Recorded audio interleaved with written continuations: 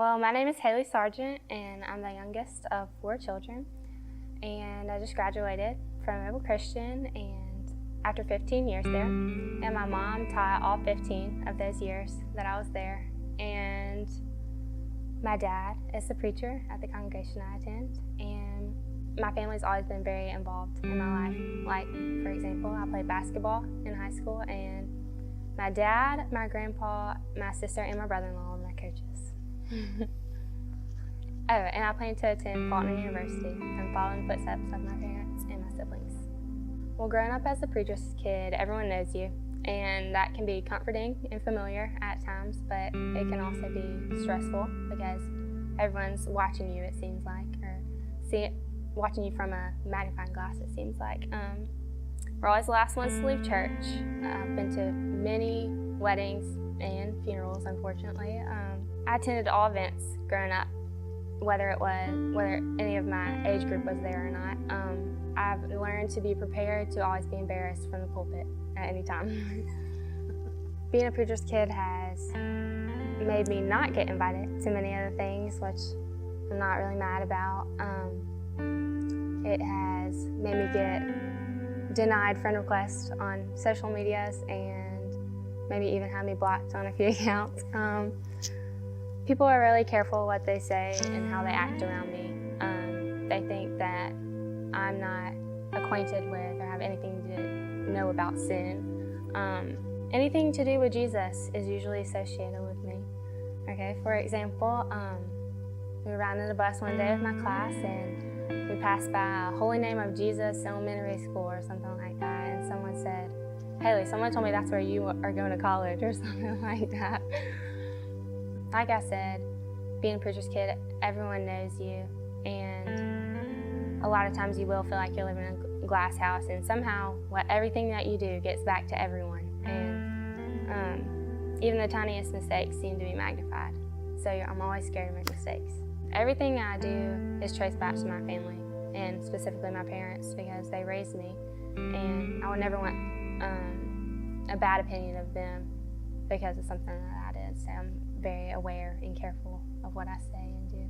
I feel like my parents haven't limited me on anything. Like, they've just been an example to my siblings and shown me how much they can get from the lifestyle they live. And so I have never wanted to push the limits or whatever. There definitely is a pressure that I feel to be perfect, whether it's from other people or from myself. I do hold myself to that standard, but also others do as well, whether they realize it or not. They expect a little bit more from me. I hate letting people down, so I really don't like not having the answer when someone asks me a question, or whether it be a decision I make on my own, whether it be what I wear or what I say or how I act. I feel like I have to be perfect in that way as well, just because I don't want other people who I've been told look up to me, or people are like, they're watching you. Some parents will tell me that. Which is flattering, but also a lot of pressure. And so I feel like I can't share my struggles with them because they might think it's okay. Like, Haley did this, so I can do it. And I never want to lead anyone down the wrong path. It is definitely a pressure that I feel to be like my siblings.